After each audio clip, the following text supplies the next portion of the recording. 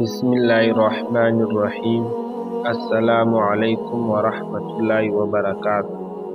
حضرت عبداللہ بن عمرو بن حاص سے روایت ہے کہ نبی کریم صلی اللہ علیہ وسلم نے فرمایا کہ کبیرہ گناہوں کی فہرست میں سے ایک یہ ہے کہ آدمی اپنے ماں باپ کو گالی دے۔ صحابہ نے عرض کیا کہ کیا آدمی اپنے والدین کو گالی دے سکتا ہے؟ آپ صلی اللہ علیہ وسلم نے فرمایا ہاں، وہ کسی کے باپ کو گالی دیتا ہے تو وہ اس کے باپ کو گالی دیتا ہے، اور یہ اس کی ماں کو گالی دیتا ہے تو وہ اس کی ماں کو گالی دیتا ہے۔ تمام مسلمان بھائیوں سے گزارش کرتا ہوں کہ ویڈیو کو لائک، شیئر اور سبسکرائب ضرور کریں۔ جزاک اللہ خیر۔